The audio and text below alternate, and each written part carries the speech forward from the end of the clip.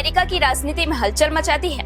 क्या एफसीआरए संशोधन बिल सिर्फ विदेशी फंडिंग का मामला है या इसके पीछे धर्म, कूटनीति और राष्ट्रीय सुरक्षा से जुड़ी बड़ी बहस छिपी है? आखिर ऐसा क्या है इस बिल में कि अमेरिकी सांसद भारत को रिश्ते प्रभावित होने तक की चेतावनी देने लगे? आइए जानते हैं पूरी कहानी। संसद के मानसून सत्र में इन दिनों foreign contribution regulation act FCRA संशोधन विधेयक पर चर्चा हो रही है और इसी बीच अमेरिका के रिपब्लिकन सांसद राइली मूर के बयान ने इस मुद्दे को अंतर्राष्ट्रीय बहस का विषय बना दिया है। मूर का दावा है कि प्रस्तावित संशोधन से भारत में चर्च और धार्मिक संस्थानों पर सरकारी नियंत्रण बढ़ सकता है। उन्होंने यह तक कह दिया कि यदि यह कानून मौजूदा स्वरूप में लागू होता है तो इसका असर भारत अमेरिका संबंधों पर भी पड़ सकता है। लेकिन अब आपके मन में सवाल उठ रहा होगा कि आखिर एफसीआरए है क्या? तो चलिए समझते हैं। एफसीआरए यानी फॉरेन कंट्रीब्यूशन रेगुलेशन एक्ट, जिसे हिंदी में विदेशी अंशदान विनियमन अधिनियम कहा जाता है। ये कानून तय करता है कि भारत में कौन सी एनजीओ, ट्रस्ट, सोसाइटी, धार्मिक संस्था या सामाजिक संगठन विदेश से आर्थिक सहायता या दान ले सकता है और उस धन का उपयोग किन उद्देश्यों के लिए किया जाएगा। और इस कानून की निगरानी केंद्रीय गृह मंत्रालय करता है, जिसका उद्देश्य विदेशी फंडिंग पर पूरी तरह रोक लगाना नहीं बल्कि ये सुनिश्चित करना है कि विदेश से आने वाला पैसा भारत की संप्रभुता, राष्ट्रीय सुरक्षा, सार्वजनिक व्यवस्था और राष्ट्रीय हितों के खिलाफ इस्तेमाल न हो। अगर इसके इतिहास की बात करें तो एफसीआरए पहली बार 1976 में लागू किया गया था। इसके बाद 1984, 2010 और 2020 में इसमें कई बड़े बदलाव किए गए।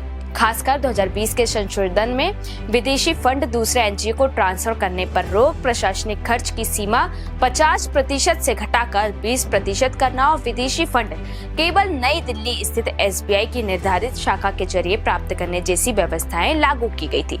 लेकिन अब बात करते हैं कि नए संशोधन में क्या प्रस्ताव है।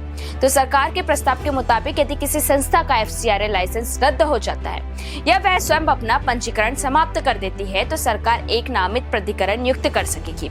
ये प्राधिकरण उस संस्था की विदेशी फंड से खरीदारी की गई संपत्तियां और धन का प्रबंधन करेगा। यदि उन संपत्तियों में कोई धार्मिक स्थल शामिल है तो उसके धार्मिक स्वरूप को बनाए रखने का भी प्रावधान रखा गया है। इसके अलावा एफसीआरए के कुछ उल्लंघनों के लिए अधिकतम सजा 5 साल से घटाकर 1 साल करने का भी प्रस्ताव है।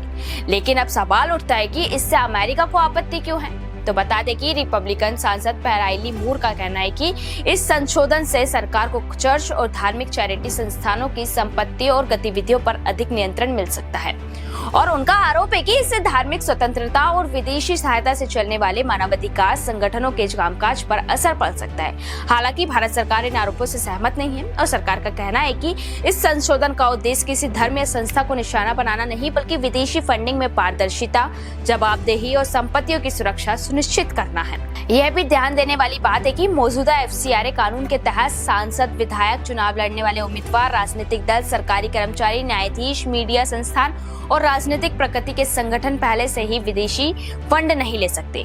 उधर संसद में इस विधेयक को लेकर राजनीतिक बहस भी तेज हो गई है और विपक्ष का आरोप है कि इससे सरकार को एनजीओ और धार्मिक संस्थानों पर जरूरत से ज्यादा नियंत्रण मिल जाएगा। वहीं सरकार का कहना है कि यह संशोधन केवल नियमों को स्पष्ट करने और विदेशी फंडिंग के दुरुपयोग को रोकने के लिए लाया गया है। इस मुद्दे पर गृह मंत्री अमित शाह के जवाब का भी इंतजार किया जा रहा है। लेकिन अब सबसे बड़ा सवाल यही है कि क्या विदेशी फंडिंग पर सख्त निगरानी राष्ट्रीय सुरक्षा के लिए जरूरी है या इससे सामाजिक और धार्मिक संस्थानों की स्वतंत्रता पर असर पड़ सकता है? इस पूरे मुद्दे पर आपकी क्या राय है? हमें कमेंट करके जरूर बताइए।